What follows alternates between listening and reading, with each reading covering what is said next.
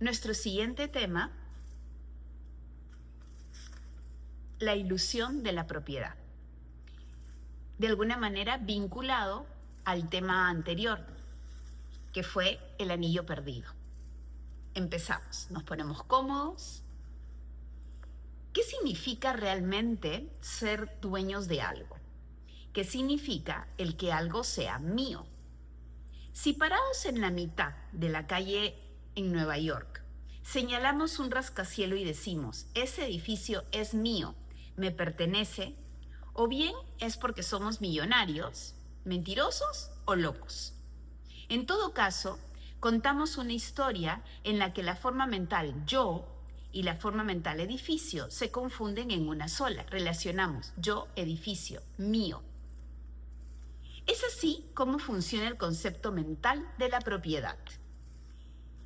¿Qué quiere decir? Que todo a lo que calificamos como mío lo hacemos parte de mí, como si fuera, en este caso en el ejemplo del edificio, si digo que ese edificio es mío, yo soy el edificio soy yo. Así lo entiende la mente. Todo lo que decimos que es mío termina siendo parte de la constitución del ego. Por eso es que el ego se aferra y se apega tanto a las cosas, porque tiene la idea de que somos uno con las personas o con las cosas a las cuales le atribuimos el adjetivo de mío.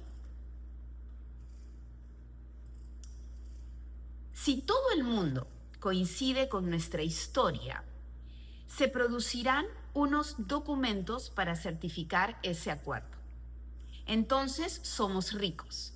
Si nadie está de acuerdo con la historia, terminaremos donde el psiquiatra. Entonces somos locos.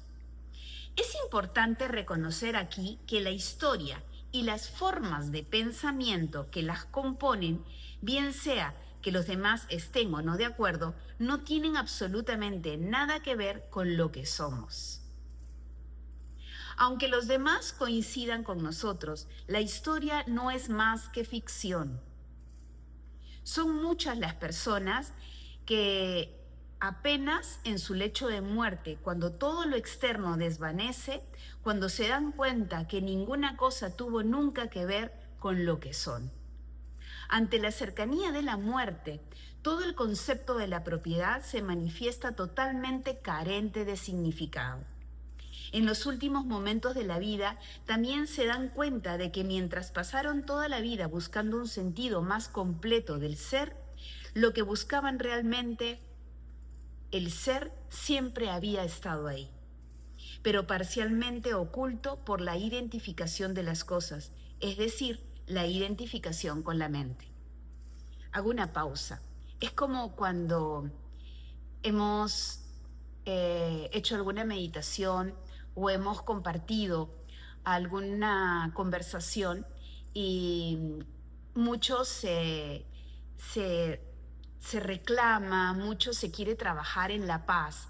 Quiero sentir paz, quiero ser paz, quiero sentirme en paz. Como si la paz fuera algo que está afuera y la paz está dentro de nosotros. ¿Y por qué no la vemos? ¿Por qué está oculta? ¿Por qué está borrosa? Porque el ego la nubla, la cubre a través de los pensamientos. De la misma forma, cuando nosotros catalogamos algo como mío, el ego siente identificación con eso que yo le llamo mío, porque es algo material, es algo tangible, es algo que yo puedo tocar, ver, percibir, experimentar.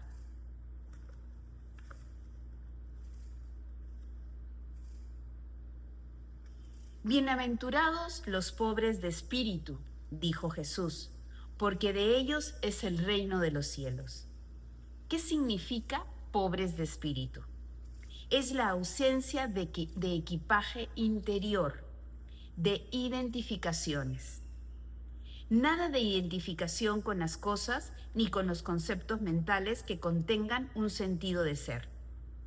¿Y qué es el reino de los cielos? La dicha simple pero profunda del ser. la cual aparece cuando nos desprendemos de las identificaciones y nos volvemos pobres de espíritu. Es por eso que la renuncia a todas las posesiones ha sido una práctica espiritual antigua, tanto en Oriente como en Occidente. Por eso existen tanto los monjes renunciantes, que renuncian a todos los bienes materiales, ya que estos indirectamente son los que más nos alejan de nuestro ser. Sin embargo, el hecho de renunciar a las posesiones no lleva automáticamente a la liberación del ego. Este tratará de asegurar su supervivencia encontrando otras cosas con las cuales identificarse, por ejemplo, una imagen mental de nuestra persona como alguien que ha superado todo interés por los bienes materiales y por tanto superior y más espiritual que los demás. Si no hay nada material a lo cual aferrarme, ojo, que el ego lo que puede hacer es crear una sensación de superioridad ante tal o cual decisión que he tomado. Hay personas que han renunciado a todos sus bienes, pero tienen un ego más grande que el de los millonarios. Cuando se suprime un tipo de identificación, el ego no tarda en encontrar otra. En últimas, no le interesa aquello con lo cual se identifica, siempre y cuando tenga identidad. La oposición al consumismo o a la propiedad privada sería otra forma de pensamiento, otra posición mental, la cual puede reemplazar la identificación con las posesiones. A través de ella, la persona podría considerar que tiene la razón, mientras que las demás personas están equivocadas. Como veremos más adelante, sentir que tenemos la razón mientras que los demás están equivocados es uno de los principales patrones egoístas de la mente, una de las principales formas de inconsciencia. En otras palabras, el contenido del ego puede cambiar, la estructura mental que lo mantiene vivo no. Esto lo repito. El contenido del ego, a lo que se puede aferrar el ego, puede cambiar. Sin embargo, la estructura mental siempre se mantiene viva. ¿Qué quiere decir? En el ejemplo que ha puesto el autor. Los monjes renunciantes. Vamos a poner ese ejemplo. Renuncian a todo bien material para no apegarse y no despertar el apego que proviene del ego. Sin embargo, el ego siempre está buscando apegarse a algo. Y puede apegarse, ya que no tiene nada material, puede apegarse a una personalidad, a un personaje, a lo que es, que de alguna manera puede entenderlo el ego como superior a las demás personas que me rodean.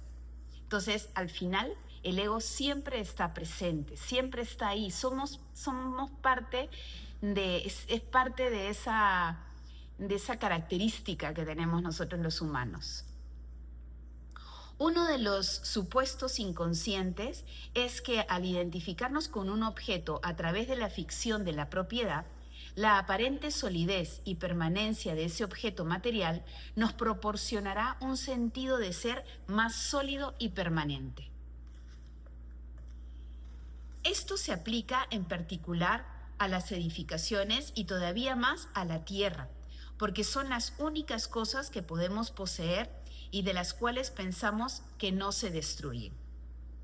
El absurdo de la propiedad se manifiesta más claramente en el caso de la tierra. En los días de los colonos blancos, para los nativos de Norteamérica, el concepto de la propiedad de la tierra era incomprensible. Entonces, la perdieron cuando los europeos los obligaron a firmar unos documentos igualmente incomprensibles. Ellos sentían que pertenecían, a la tierra y no que la tierra les pertenecía. Esto es muy interesante, ¿no? Hemos terminado dividiendo a la tierra no solamente en continentes y en países, sino en propiedades. Como si ese pedazo me perteneciera a mí y cuando trascendiera me lo voy a llevar. Y en realidad nosotros somos los que pertenecemos a la tierra, no la tierra nos pertenece a nosotros. Para el ego, tener es lo mismo que ser. Tengo, luego existo. Y mientras más tengo, más soy. Como hay esta frase que en algún momento he escuchado que es, si no tengo deudas en el sistema financiero, no existo para el sistema financiero, ¿no? Eso es construcción literalmente del ego. El ego vive a través de la comparación. La forma como otros nos ven termina siendo la forma como nos vemos a nosotros mismos. Si todo el mundo habitara en mansiones o todos fuéramos ricos, nuestra mansión o nuestra riqueza ya no nos serviría para engrandecer nuestro sentido del ser. Podríamos irnos a vivir a una choza modesta, regalar la riqueza y recuperar la identidad, viéndonos y siendo vistos como personas más espirituales que los demás. La forma como otros nos ven se convierte en el espejo que nos dice cómo y quiénes somos. El sentido de valía del ego está ligado en la mayoría de los casos con la forma como los otros nos valoran. Necesitamos de los demás para conseguir la sensación de ser. Y si vivimos en una cultura en donde el valor de la persona es igual en gran medida a lo que se tiene, y si no podemos reconocer la falacia de ese engaño colectivo, terminamos condenados a perseguir las cosas durante el resto de nuestra existencia, con la vana esperanza de encontrar nuestro valor y la realización del ser. Muchas veces pretendemos encontrar la realización del ser en lo que tenemos. Y ojo, no solamente en lo que tenemos a nivel material, sino en lo que tenemos a nivel de títulos. Hay esta necesidad actual de aprender un tema, certificación de otro, profesorados, cursos, especializaciones, y cada vez queremos más. Esto no tiene que ver con el ser, esto tiene que ver con el ego. Es el ego disfrazado de ser. Es el ego que está camuflándose en el camino espiritual de muchos. ¿Cómo desprendernos del apego a las cosas? Gran pregunta, ¿no? Ni siquiera hay que intentarlo, es imposible. El apego a las cosas se desvanece por sí solo cuando renunciamos a identificarnos con ellas. Entre tanto, lo importante es tomar conciencia del apego a las cosas, no del desapego. Hay que tomar conciencia de qué tanto nos estamos apegando a las cosas, no buscar desapegarnos de ellas. Algunas veces quizás no sepamos que estamos apegados a algo, es decir, identificados con algo, sino hasta que lo perdamos o sintamos la amenaza de la pérdida. Si entonces nos desesperamos o sentimos ansiedad, es porque hay apego. Si reconocemos estar identificados con algo, la identificación deja inmediatamente de ser total. Soy la conciencia que está consciente de que hay apego. Ahí comienza la transformación de la conciencia. Interesante, y con esta les dejo, lo volvemos a leer. Soy la conciencia que está consciente de que hay apego. Ahí está todo. Seamos conscientes que somos humanos y no querramos dejar de serlos. No querramos creer que somos mejor porque tenemos menos, o porque dejamos de apegarnos a las cosas, o porque dejamos de comer una cosa o la otra. No, somos. Y eso es parte, reconocerlo es parte del ser. Y al momento que lo reconocemos, hacemos también consciente que eso está separado de mí, no soy yo. Gracias por estar aquí y nos vemos en un siguiente tema. Namaste.